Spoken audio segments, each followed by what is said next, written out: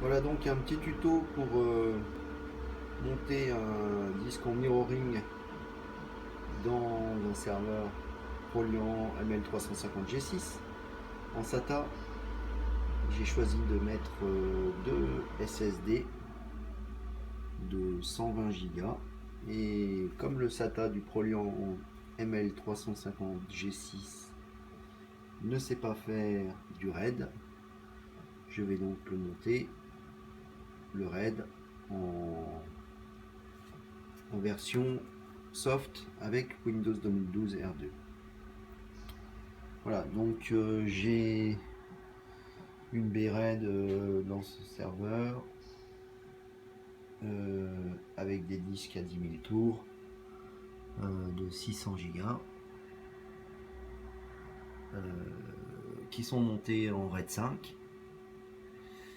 Et dedans, j'ai un petit support pour mettre mes deux disques SATA Samsung. Voilà, j'ai cherché un peu les vis, donc tant qu'à faire, je vous les montre. C'est les petites vis noires qu'il y a là, qu'on met sur les côtés ici pour visser les rails. Et ça rentre parfaitement. Voilà.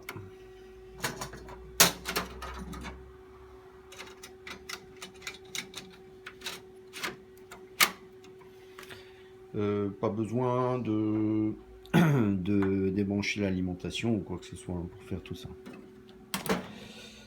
Donc sur le côté, ici, pour ouvrir, hop, on tourne, on prend par le dessus, hop, et ça sort tout seul. Voilà donc les disques qui sont branchés ici en SATA, qui passent à travers ici, voilà, qui reviennent là, et qui vont se brancher en dessous, ici. Donc pour brancher et débrancher, je vous conseille, c'est de prendre une pince à bec, comme ceci, hop, voilà, c'est beaucoup plus facile que de la mettre à la main, que de les mettre à la main. Voilà, donc là, mes deux disques SATA et le CD-ROM qui sont branchés. Pour remettre les capots, donc moi je le remets plutôt par le dessous. En fait, il faut décaler un petit peu le capot comme ça, laisser un petit peu le jour là, pour que ici les tétons rentrent bien. Ici, voilà, ici et ici. Voilà, quand ça rentre bien, on pousse aussi en bas. Et là, on n'a plus qu'à refermer, ça se referme tout seul. Voilà, on va donc nous mettre en route.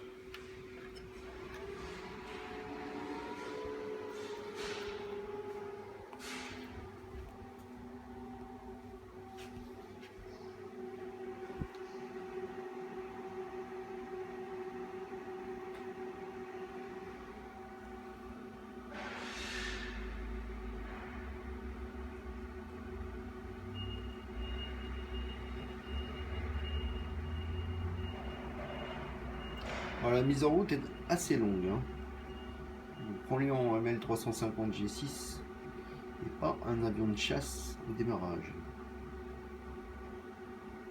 Par contre, une fois lancé à pleine vitesse, il peut tourner encore très bien.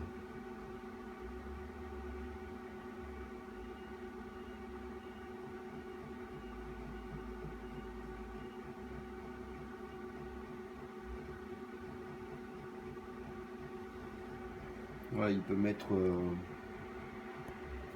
2-3 minutes, voire 4 minutes à finir son démarrage.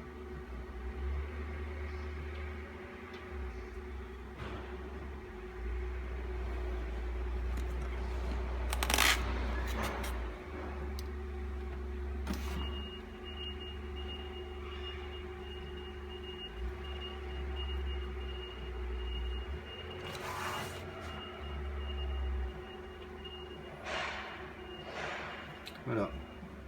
Au bip, il me dit qu'il y a une alimentation qui n'est pas branchée, mais c'est pas grave. Par contre, ici, press indicate to view option ROM. On va l'appuyer et on va vérifier que dans le SATA sont bien détectés nos deux disques Evo 120 gigabits SSD. Ensuite, la carte Smart Array démarre. Donc là, à ce niveau-là, il faut absolument qu'on ait les deux disques port 1, port 2 de détectés.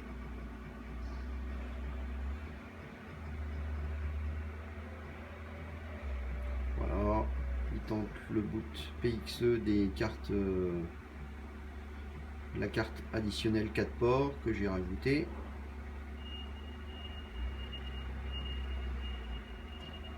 Et ensuite, il va commencer son démarrage du système.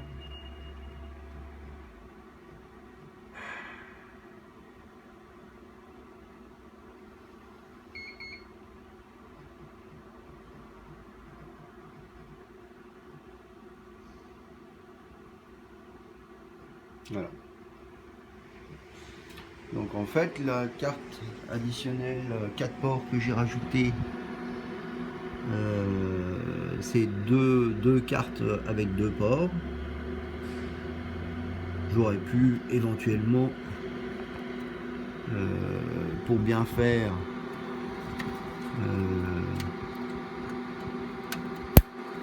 utiliser les deux sur 2 ports. J'ai également utilisé un port de la carte LAN intégrée, en l'occurrence le port 1, on ne le voit pas mais c'est le port 1. Voilà. J'ai utilisé également le port ILO, qui est un ILO 2. Et dans ce serveur, j'avais également rajouté une carte avec des ports USB 3 que je n'utilise plus. Et donc, nos deux alimentations, les alimentations redondantes, donc une qui n'est pas branchée. Pas branchée parce que j'ai pas de câble que je vais en rajouter. Voilà, donc système démarré.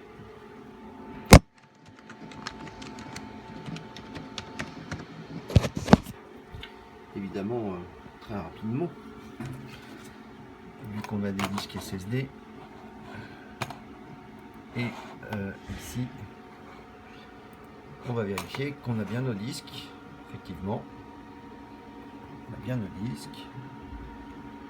Et donc on en a bien un sur lequel j'ai mon système d'installation, mon système d'exploitation. Le deuxième sur lequel j'ai mes données.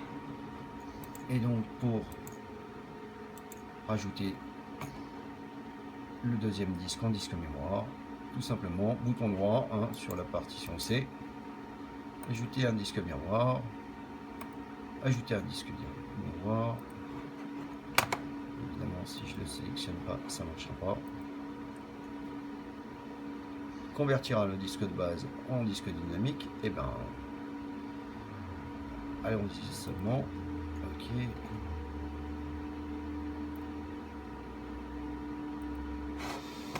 Alors, on va peut-être déjà convertir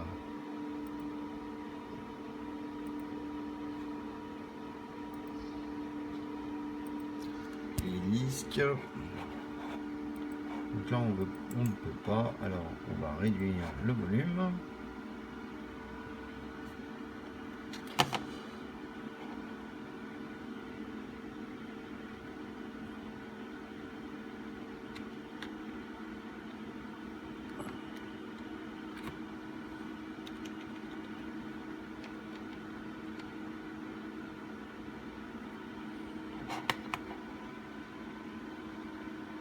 On va essayer avec 10 Go.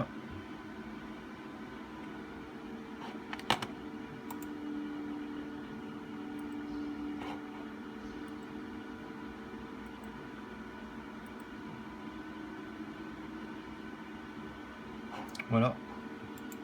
Ensuite, ajouter le disque miroir. On va sélectionner le disque 1. Oui.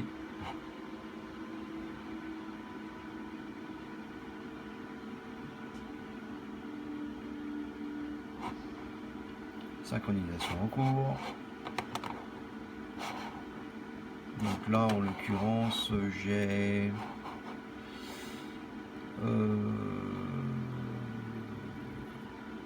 une quarantaine de gigas à synchroniser. 101 moins 60. Voilà.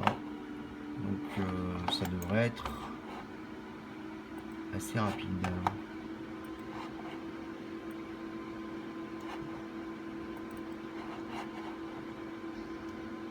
Voilà. Une fois qu'on a fini,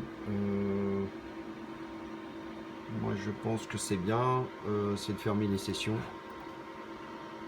Donc moi ce que je fais c'est plutôt Alt F4. Et puis là je choisis se déconnecter, le choix par défaut. Voilà. Le serveur, lorsque je le quitte, dans l'état où je le laisse. Merci à tous pour le visionnage.